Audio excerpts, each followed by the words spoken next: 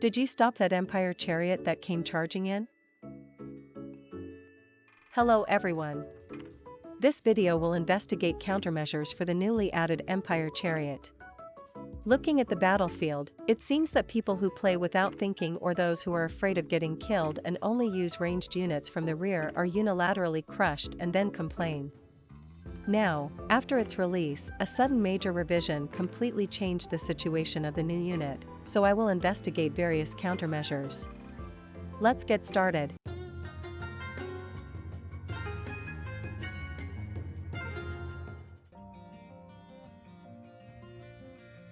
You can't counter a unit if you don't understand how it works, so let's start with a unit analysis.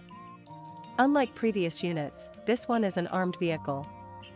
Therefore, while armed kills can stop its movement, it can be used again and again unless the chariot itself is destroyed. It has two skills. The first skill is Thunder Mandate.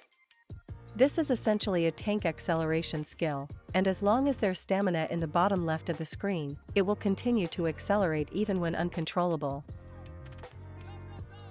Here's what it looks like when it crashes into an unit.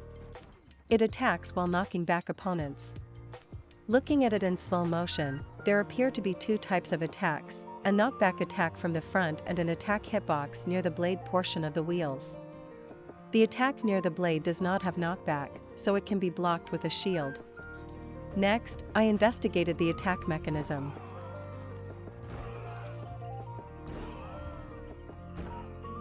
Looking at the attack in slow motion, the attack target count is 12, and the attack interval is about 1.2 seconds.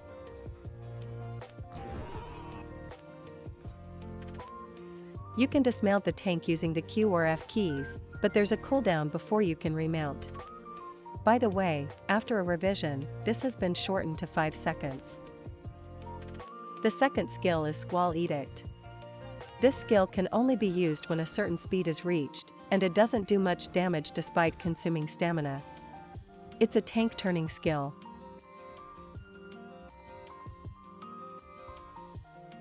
Empire Chariot is treated as cavalry, so let's look at unit matchups.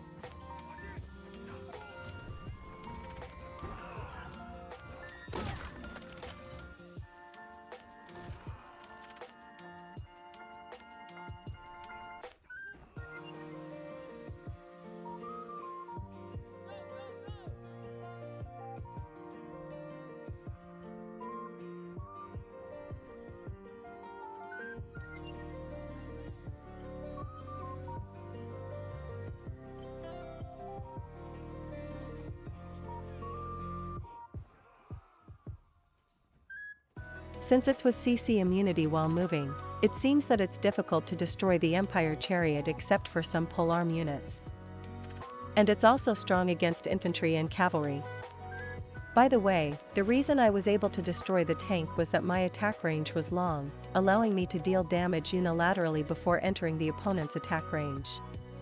However, these two units of mine are moving so slowly and cannot deploy caltrops instantly, so I personally judged them to be suboptimal. Next, if direct destruction is difficult, I tried to stop its movement with a movement speed reduction debuff to aim for a hero dismount or tank destruction. This is a past video that verified whether debuffs are effective even when unit has CC immunity. It shows that debuffs are effective even when unit has CC immunity. Here's a word of caution. There are a certain number of people who talk about the results of other people's verifications as if they discovered and verified them themselves, without doing their own verification. If their understanding of verification is insufficient, even if they think they understand everything, they may end up spreading misinformation. For example, I heard that this doctrine adds a fixed 100 damage, but actual verification showed no fixed damage addition. By the way, while creating this video, I realized there were mistakes in past verifications I had done. The first is that Pike Militia's 75% movement speed reduction debuff is also effective on cavalry. While infantry show a debuff effect at their feet, cavalry did not, so I thought it was infantry only, but it seems to be effective on cavalry as well. It's an effect bug. Second, the effect of this doctrine is not subtle, it's probably bugged. Please look at the next scene.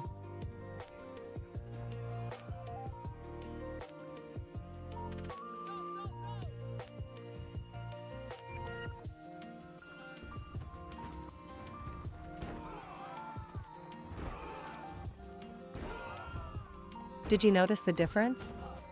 Both of these caltrops have a 75% movement speed reduction debuff, but their behavior is completely different.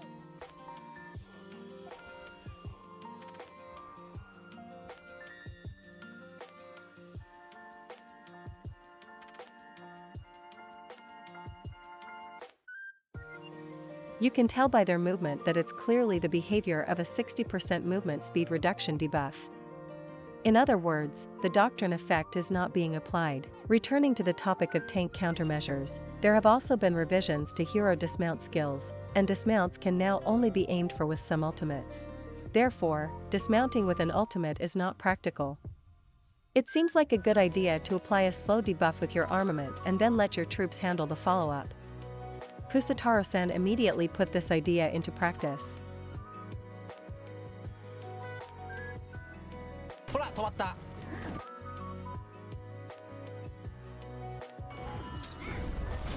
ほら止まった。終わりです。やばいっしょこれマジで全部できんだよ。ほらこの試合だけで3つ壊してよ。 By the way, Outriders can do this alone, but it lacks durability and doesn't work everywhere.